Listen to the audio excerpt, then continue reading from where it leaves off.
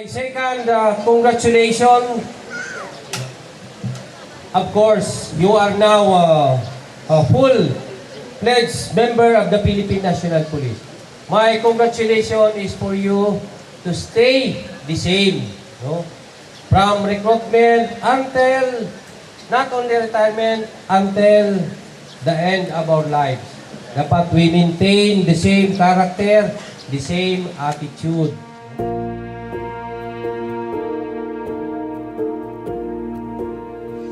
As I reflect on our training, I can say that this journey has been one of the most challenging yet rewarding experience of my life.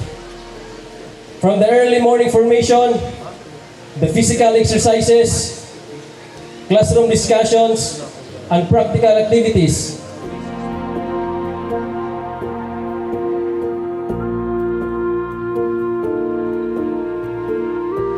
There were moments when I felt exhausted and wanted to give up.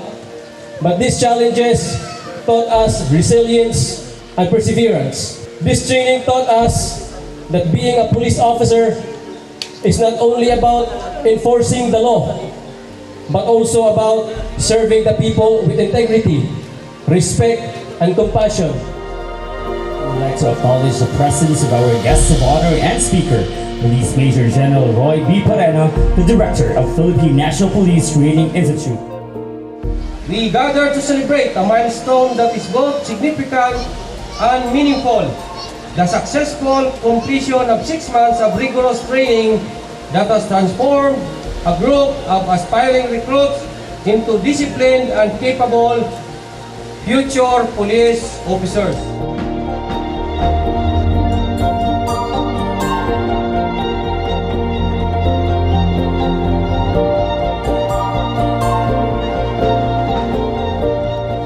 Over the past 6 months, you have been tested physically, mentally, emotionally, and morally. You have endured demanding training, embraced discipline, learned the value of teamwork, and developed the skills and character expected of members of the Philippine National Police.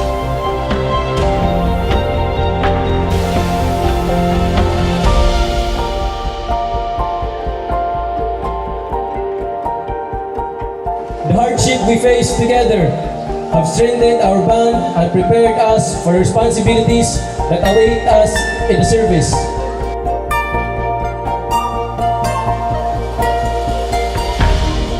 To the parents, families, and loved ones who are with us today, these achievements belong to you as much as it belongs to our trainees. Behind every successful recruit is a family that offered unwavering support, countless sacrifices, prayers, encouragement, and understanding.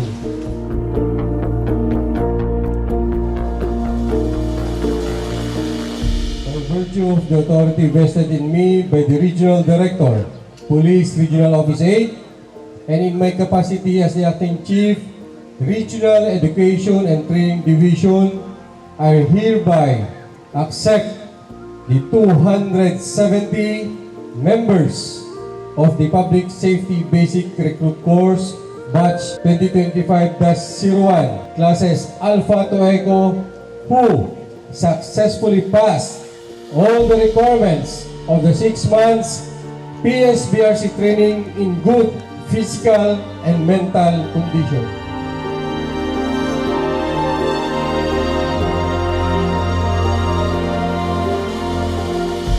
Now that our training has officially come to an end, it deeply saddens me to know that this may be the last time we will share these moments together as a class.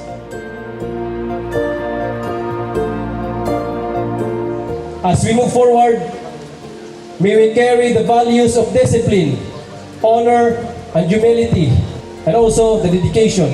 Let us always remember that wearing the uniform is a privilege and responsibility to protect and serve our community.